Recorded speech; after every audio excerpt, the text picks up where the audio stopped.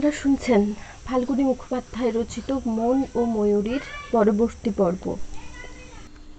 সত্যবাবু বিস্মিত হইলেন, বিরক্ত হইলেন, কিন্তু প্রণবের চরিত্রের এই দৃঢ়তা দেখিয়া মুগ্ধ হইলেন যথেষ্ট। ধীরে ধীরে নিজের বসিবার ঘরে আসিয়া তিনি চিন্তা করিতেছিলেন, কেন প্রণব অসম্মত হইল। এই অসম্মতির কোনো কারণ তিনি আদৌ ধরিতে পারিলেন না। অপরের বস্তু না লওয়া খুবই ভালো, কিন্তু যাচিয়া দিতে গেলেও তাহা না লইবার কি এমন ব্রত থাকিতে পারে। হয়তো প্রণব ভুল বুঝিয়াছে। সে হয়তো ভাবিয়াছে সত্যবাবু নকুলকে বঞ্চিত করিয়া তাহাকেই সব দিতে চাহিতেছেন।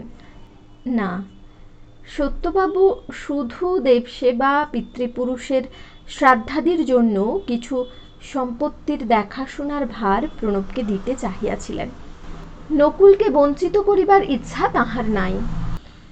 তবে সে দেব কার্যাদি বন্ধ করিয়া দিতে পারে এই আশঙ্কায় প্রণবের উপর ভার দিতে চাহিয়াছিলেন, কিন্তু প্রণব লইল না। অথবা প্রণব উহা বুঝিয়াই ভাবিয়াছে অতটুকু লইয়া তাহার কি হইবে। এত বড় সম্পত্তির 1 আনা রকমও সে পাইবে না, অনর্থক ঝামেলা বহিতে চাহে না। এত চিন্তা করিয়াও সত্যবাবু কিন্তু সঠিক কারণটা ধরিতে পারিলেন না।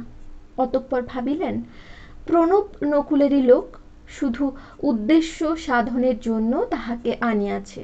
হয়তো প্রণব ইহার জন্য অনেক বেশি টাকা পাইবে, কিংবা আরও গভীর কোনো মতলব আছে তাহার।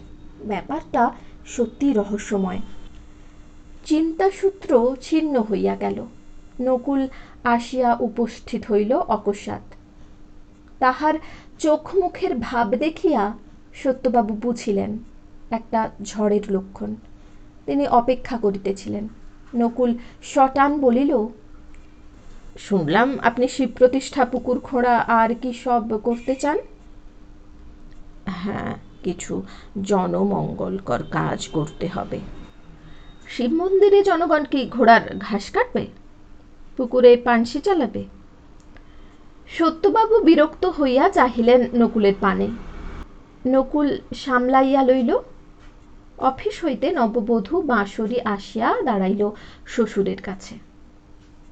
বলিল, আহা, ওভাবে কথা বলছো কেন?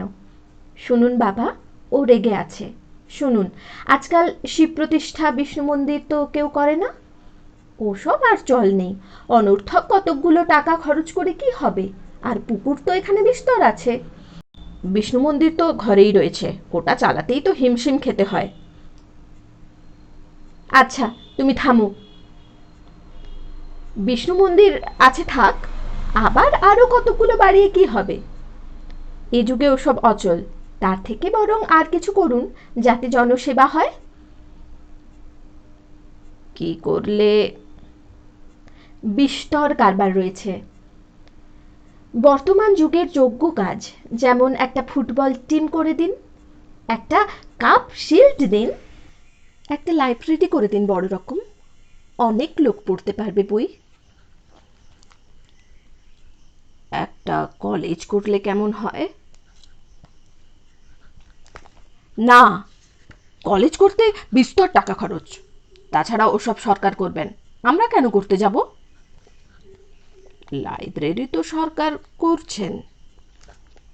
হ্যাঁ, আমরা আরম্ভ করে দিতে পারি। কি করবেন পরে ভেবে দেখা যাবে, আপাতত এইগুলো বন্ধ করুন। অত টাকা খরচ করতে দেব না আমি। দেবে না? আগে না, কারণ টাকাগুলো অমন নয় ছয় করলে আমার থাকবে কি? আমি খাবো কি? আমার জীবনটা চলবে কি করে? আমাকে তো বাপমার কাছ থেকে এনেছেন সম্পত্তির লোভ দেখিয়ে, নইলে নিজের ছেলেকে কে আর বিক্রি করে? কথাগুলো এক টানা বলিয়া গেল নকুল। তাহার উচ্চকণ্ঠ ওদিকে বরুণা দেবী শুনিতে পাইলেন। তাড়াতাড়ি আসিয়া দাঁড়াইলেন তিনি।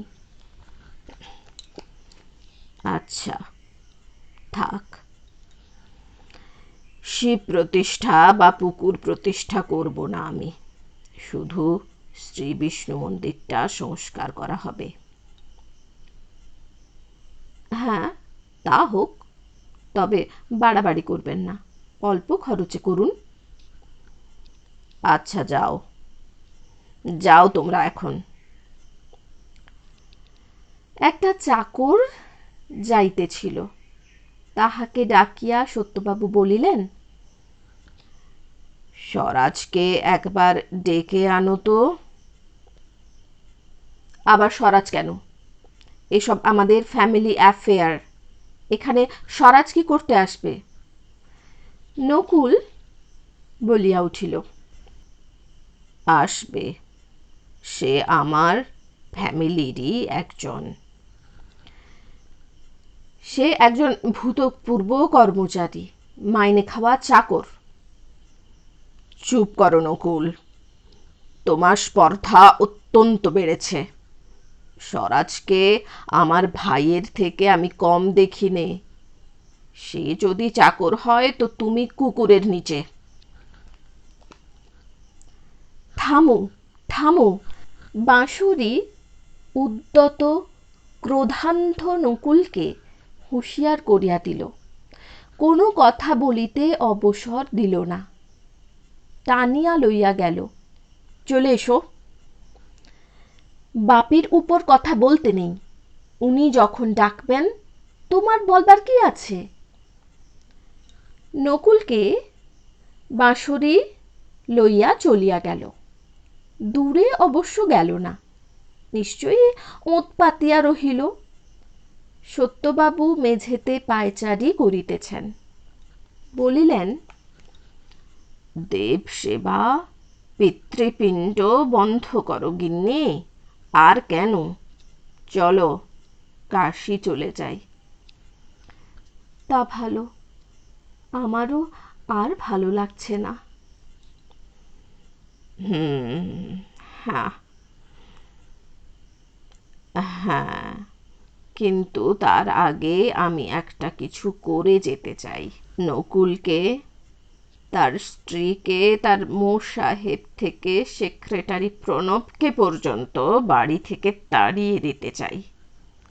এ বাড়িতে তারপর ভূত নাচবে, উড়বে বাদুড় আর চামচিকে। ও কি কথা গো? বলিতে বলিতে বরুণা দেবীর দুই চক্ষু হইতে জলধারা গড়াইয়া পড়িল। সত্যবাবু তাহা দেখিলেন এবং শীর্ণ হাসিয়া বলিলেন, না গো না, কিছু করা হবে না, যেমন আছে তেমনি চলবে। চলুক, নিজের বাপের ভিটেতে আমি জরদগব হয়ে বসে দেখি। সত্যবাবু বাহিরের বারান্দায় চলিয়া গেলেন, গিন্নি সেইখানেই দাঁড়াইয়া। ওদিকে নকুল ও বাঁশরি সবটাই শুনিতেছে।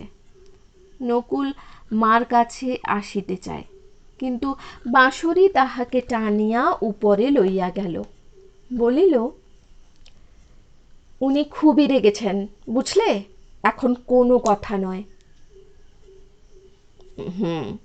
কিন্তু রাগের মতো কি এমন হয়েছে? হয়েছে, ছোটখাটো যা করতে চান করুন উনি, কিছু তুমি বলো না। 4-5 দিন হইল ওই ব্যাপারটা চুকিয়া গিয়াছে, অতঃপর ও বিষয়ে আর কোনো কথা হয় নাই। নকুল সস্ত্রীক কলিকাতায় আসিল। যাদববাবুর সহিত বাড়ি বিক্রির ব্যবস্থা করিতে হইবে। আপাতত দেখা যাক যদি কিছু সময় পাওয়া যায়। যাদববাবুকে অনুরোধ করায় তিনি আরও 2 মাসের সময় দিলেন, কিন্তু বলিলেন আর তিনি সময় দিতে পারিবেন না। যদি নকুল টাকা দিতে না পারে তো বাড়িখানাই বিক্রি করিয়া দিক, শেষ পর্যন্ত তাহাই করা হইবে ভাবিয়া নকুল আপাতত নিশ্চিন্ত হইল। ওদিকে সত্যবাবু উইল কিরকম করিলেন জানিবার জন্য তাহার মন চঞ্চল হইয়াছে। প্রণব এ বিষয়ে হয়তো কিছুই জানিতে পারিতেছে না। জানেন স্বরাজবাবু, কিন্তু নকুলের সহিত তো তাহার সাপে নেউলে সম্পর্ক, অতএব জানিবার কোনো উপায় নাই।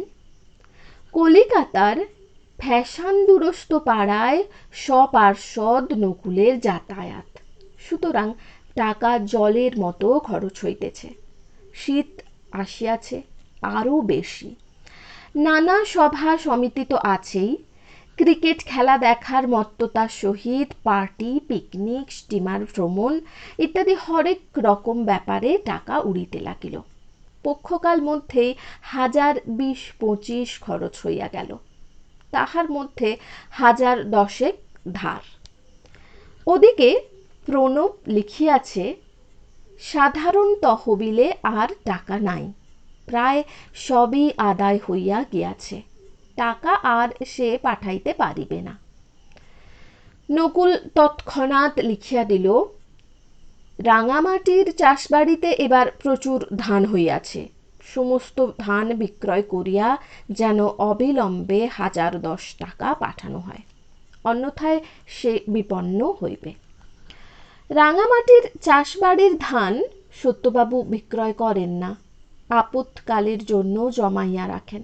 গত বৎসরের কিছু জমা আছে এবং এবছরেও যথেষ্ট ধান হইয়াছে, কিন্তু তাহা বিক্রয় করিতে হইলে সত্যবাবুর অনুমতি আবশ্যক। প্রণব অতিশয় দুশ্চিন্তাগ্রস্ত হইল এবং অনেক ভাবিয়া সত্যবাবুর নিকট গিয়া প্রণাম করিল। কিছু বলছো প্রণব? আগে হ্যাঁ বলিয়া প্রণব রাঙামাটির ধান বিক্রয় করার কথা নিবেদন করিল। না। সত্যবাবু গম্ভীর কণ্ঠে আদেশ করিলেন, ধান বিক্রি করা হবে না। এইবার কত টাকা পাঠালে তুমি? আগে টাকা যা ছিল সবই 1018 তো ছিলই। সব খরচ করেছে? বেশ, এবার জাহান্নামে যাক, জেলে যাক, সেখানেই ওর ঠাঁই হওয়া উচিত। আপনার বদনাম হবে স্যার, লোকে তো এত জানে না, বলবে সত্যবাবুর ছেলে দেনার দায়ে জেলে গেল। হ্যাঁ, তা বলুক, অদৃষ্টে থাকলে বদনাম হয় না। টাকা দেওয়া হবে না। সত্যবাবুর কণ্ঠ কঠোর, কিন্তু প্রণব থমকে দাঁড়াইয়া আছে। সত্যবাবু বলিলেন, তোমাকে আমি ভালো মানুষ মনে করেছিলাম প্রণব, কিন্তু দেখছি তুমি অত্যন্ত হীনচেতা। হতভাগ্য ওই নকুলের জন্য কেন তোমার এই দরদ? তার কাছে নিজের বিদ্যা বুদ্ধি প্রতিভাকে বিক্রি করেও তোমার জ্ঞান হলো না যে তুমি কৃতদাসের অধম? যাও, চলে যাও এখান থেকে, আর জেনে যাও আমার আদেশ, আর একটি পয়সাও নকুলকে পাঠাবে না। প্রণব ধীরে ধীরে চলিয়া আসিল। সত্যবাবুর তিরস্কার তাহাকে ম্লান করিয়া দিয়াছে। বাহিরে আসিয়াও সে আসিতে পারিতেছে না। একটা আম গাছের কাছে দাঁড়াইয়া রহিল। দেখিতে পাইল স্বরাজবাবু অন্য দরজা দিয়া ঢুকিলেন। প্রণবকে তিনি দেখিতে পান নাই। এসো স্বরাজ, কি খবর? একটা সুখবর দিতে এলাম দাদা। বনানী ডিগ্রি পেয়েছে। বাংলার পুতুল নিয়ে সে রিসার্চ করেছিল। বাহ বাহ, খুব ভালো খবর। সে বাড়ি এসেছে স্বরাজ? না, আসবে। এবার তার বিয়ে দিয়ে দিতে চাই দাদা। বেশ, কোথাও কিছু ঠিক করলে? ঠিক একটু করেছি দাদা, আপনার মতামত চাই। বলিয়া স্বরাজবাবু যেন অপেক্ষা করিতে লাগিলেন। সত্যবাবু বলিলেন, কোথায় ঠিক করেছ? পাত্র কে? পাত্র ঘরেই আছে দাদা, তবে তার সঙ্গে কথা এখনো কিছু হয়নি। কে সে?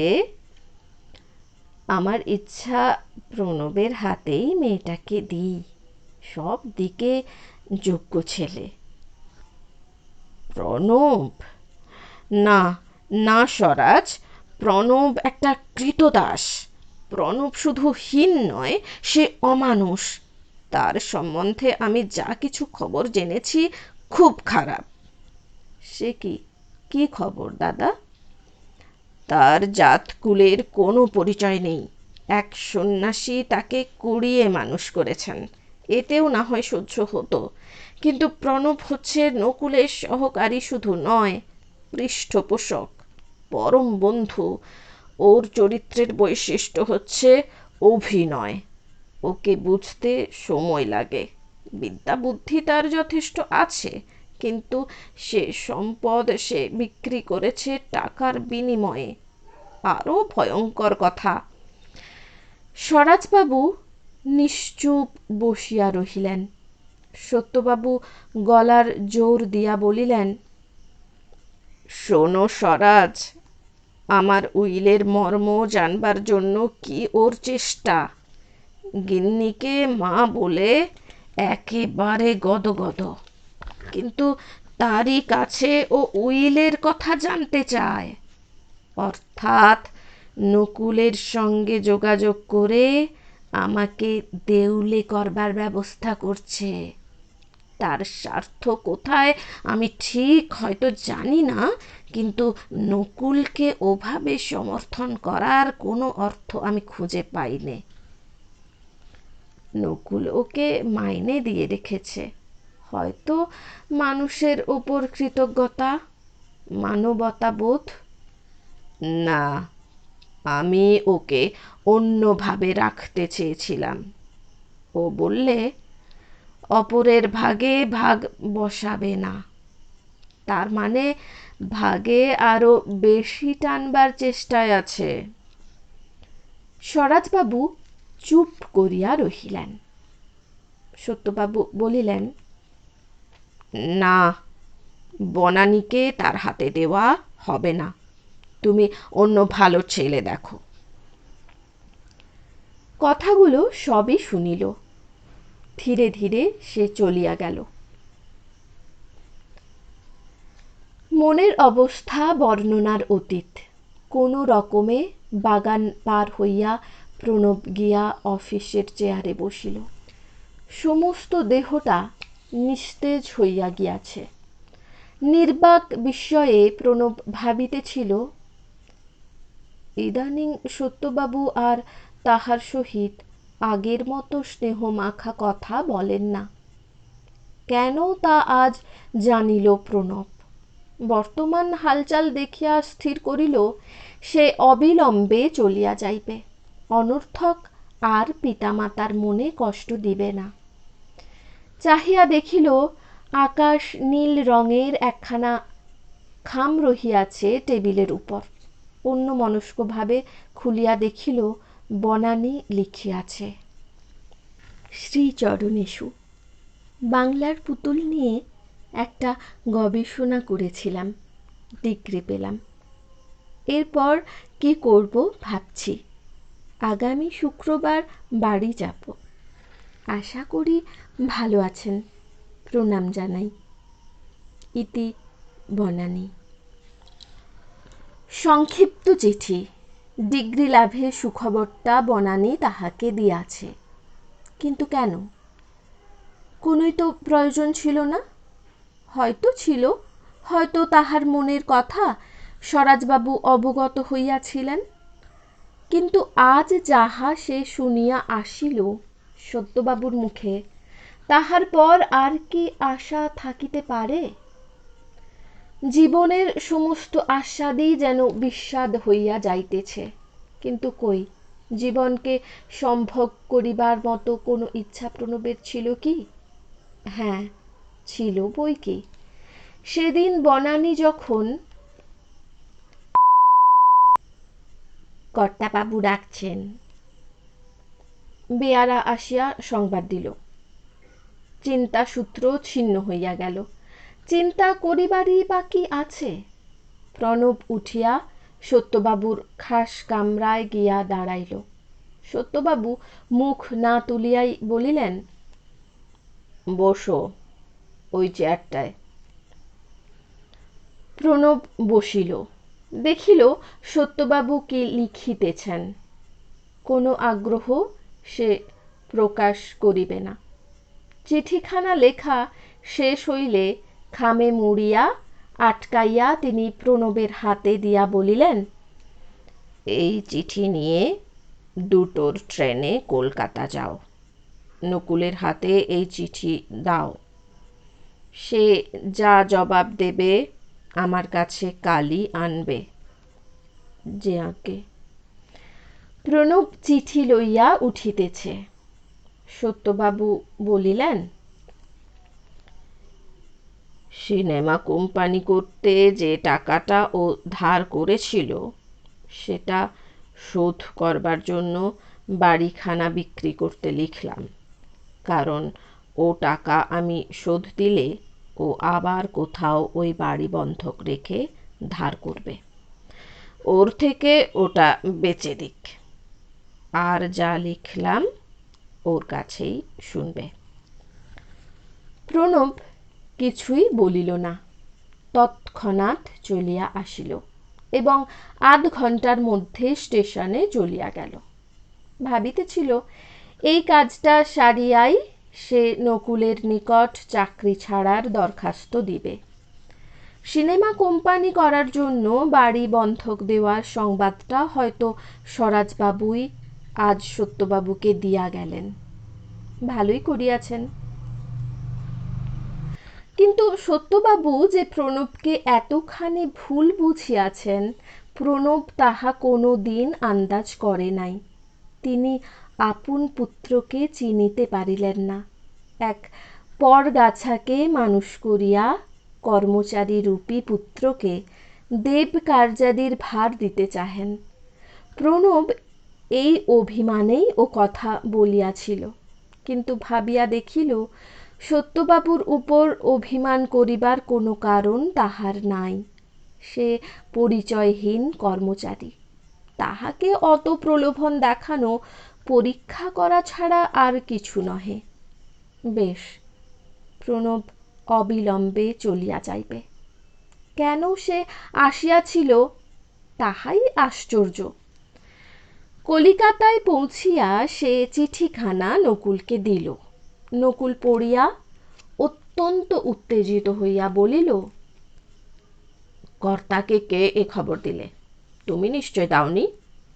না, কে দিল আমি জানি না। ওই হারামজাদা, নিশ্চয়ই স্বরাজবাবু। আচ্ছা, দেখে নেব। নকুল গুম হইয়া রহিল কিছুক্ষণ। তারপর বলিল, বাড়িখানা বেচে দেওয়াই ভালো। বালিগঞ্জে আবার কিনবো একখানা। কিন্তু আর কি লিখেছে জানো? লিখেছে আমাদের বাড়ির পূর্ব দিকে যে ডাঙাটা পড়ে আছে, প্রায় 30 বিঘে জমি, ওই জমিতে একটা বিরাট স্যানিটোরিয়াম করা হবে। দাতব্য হাসপাতাল, নার্সিংহোম, প্রসূতি সদন আর রোগীদের থাকবার ঘর। মানে 1 কোটি টাকার দরকার। অর্থাৎ আমাকে জলে ভাসিয়ে দেবেন। চমৎকার। প্রণব কিছুই বলিল না। নকুলি একটু থামিয়া বলিতে লাগিল, আবার তামাশা দেখো। একজন ভালো ইঞ্জিনিয়ার এবং কন্ট্রাক্টরকে অনুরোধ করতে হবে ওই প্ল্যান প্রোগ্রাম করে দেবার জন্য। অনুরোধটা আমাকেই করতে বলা হয়েছে। অর্থাৎ যাকে নরবলি দেওয়া হবে তাকেই বলা হয়েছে খাঁড়ায় শান দিতে। বাঁশরি কোথায় ছিল এতক্ষণে আসিয়া উপস্থিত হইল। তাহার রুজ লিপস্টিক রঞ্জিত মুখে হাসি লাগিয়াইয়াছে। ঠোঁট দুটো জিভ দিয়া একবার চাপিয়া বলিল, কি খবর ডিয়ার? কার চিঠি? বাপির? হ্যাঁ। ও, তা অমন মুখ গোমড়া কেন? কি লিখেছেন? পরে শুনবে বলিয়া নকুল প্রণবকে বলিল, চলো বাইরে। প্রণব তাহার পিছনে আসিল। নকুল একেবারে রাস্তায় আসিয়া একখানা চলন্ত ট্যাক্সি থামাইয়া উঠিল এবং প্রণবকে উঠিতে বলিল। ট্যাক্সি বহু দূরে চলিয়া আসিলে নকুল নামিয়া ভাড়া মিটাইয়া প্রণবকে লইয়া একটা পার্কের এক বেঞ্চে বসিয়া বলিল, এই হাসপাতাল করার মতলবটা ওর মাথায় কে দিল প্রণব? উনি নিজেই যথেষ্ট বুদ্ধি রাখেন, মতলব কাউকে দিতে হয় না। মা জানে এ কথা? আমি বলতে পারি না, আমি জানি না। শোনো প্রণব, এ আমি হতে দেব না, যেমন করে হোক একে থামাতে হবে। প্রণব কোনো কথাই বলিল না। তাহার যেন এসব ব্যাপারে আর কোনো আগ্রহ নাই। কিন্তু প্রণবের নীরবতা নকুলকে আরো উত্তেজিত করিল। উত্তেজিত নকুল বলিয়া বসিল, উইলের সত্ত্ব আমি জেনে ফেলেছি। এখানকার অ্যাটর্নি জ্যোতিবাবু ওতে সাক্ষী আছেন। তিনিই বলেছেন মার জন্য 10 লক্ষ টাকা আর বিষ্ণু মন্দিরের সেবার জন্য কিছু জমি বাদে বাকি সব আমাকে দেওয়া হয়েছে। কিন্তু সবই যদি তিনি খরচ করে যান তো আমার থাকবে কি? আমি পাবো কি? ঘোড়ার ডিম? আমাকে কেন বলছেন? আমি কি করতে পারি? ওকে থামাতে হবে। তোমাকে উনি স্নেহ করেন? না, করেন না। ওর ধারণা আমি আপনার সঙ্গে যোগ দিয়ে ওকে দেউলে করে দিচ্ছি। এমনকি মাকে আমার মা বলাও অভিনয়। কথাগুলি প্রণব বলিয়া ফেলিল নিজের অজ্ঞাতেই যেন। দারুণ অভিমানে তাহার অন্তর ফুলিতেছিল। তাই চির সংযত প্রণব প্রকাশ করিয়া ফেলিল অন্তরের ক্ষোভ।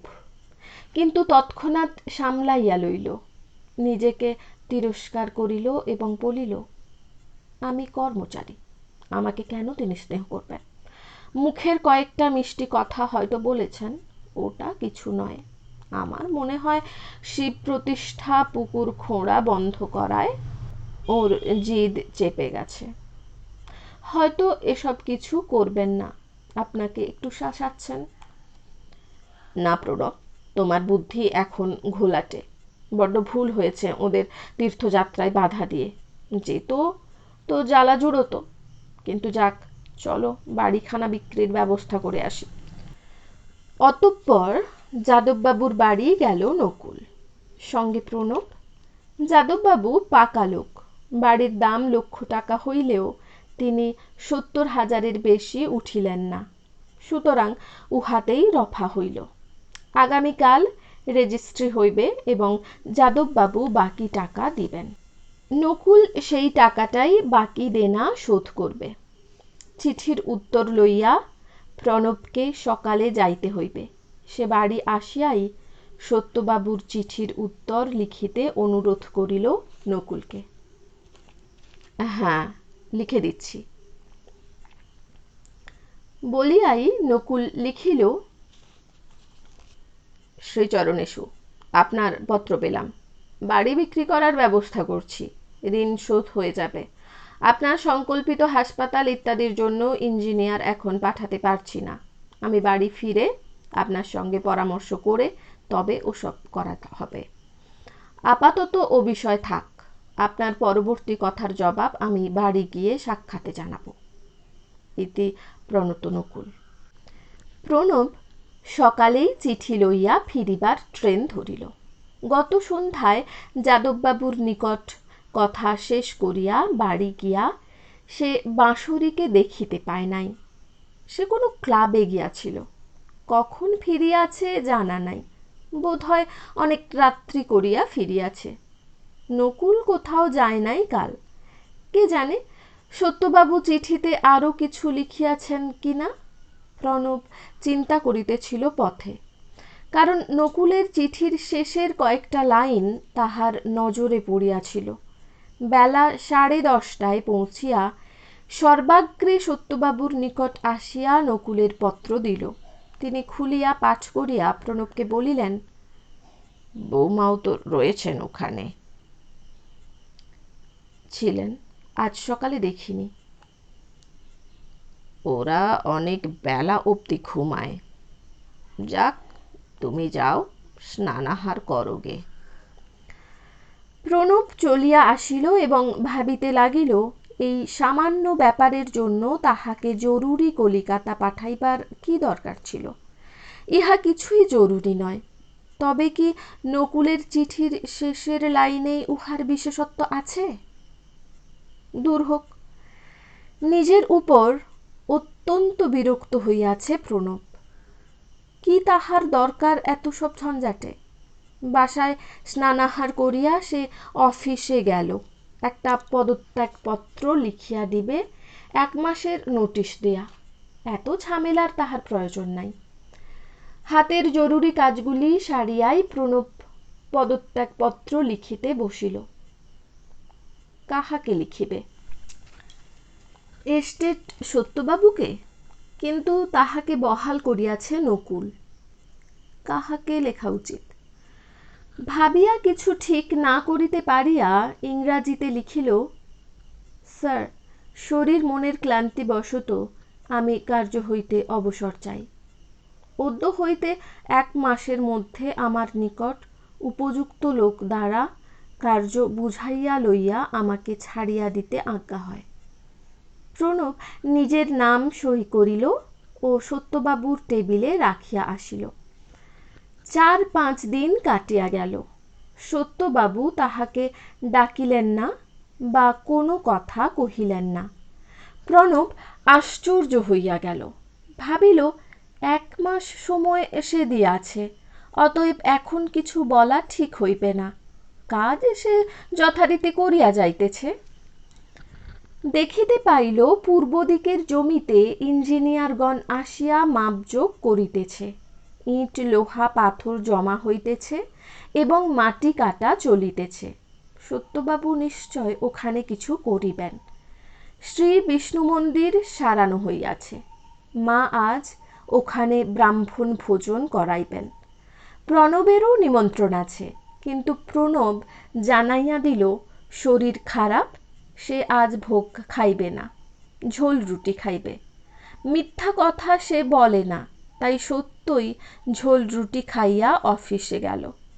সত্যবাবু ব্রাহ্মণ ভোজনের সময় মন্দিরে গিয়া দেখিলেন প্রণব নাই। বলিলেন, প্রণব কই? সে আসেনি? না, ওর শরীর খারাপ, ঝোল রুটি খাবে বলেছে। শরীর খারাপ? অফিসে তো দেখলাম তাকে। ওরে, ডাকতো প্রণবকে। প্রণব আসিল, কিন্তু মন্দিরে উঠিল না। নিচে হইতে বলিল, আমাকে ডেকেছেন কেন স্যার? হ্যাঁ, এসো, খেতে বসো। কি হয়েছে তোমার? শরীরটা ভালো না থাকায় আমি ঝোল রুটি খেয়েছি স্যার। জ্বর টর কিছু? ঠিক বলতে পারি না, সাবধানে আছি। আচ্ছা, থাকো, যাও তাহলে। একটু মিষ্টি খেয়ে যাও প্রণব, বরুণা দেবী বলিলেন। আজ্ঞে না, মাফ করবেন, ও সইবে না পেটে। প্রণব চলিয়া গেল। সত্যবাবু লক্ষ্য করিলেন প্রণবের অতি সুন্দর মুখশ্রী মলিন হইয়া গিয়াছে, যেন সে প্রণব নয়। ইহা কি সত্যই অসুস্থতার জন্য, অথবা অন্য কিছু?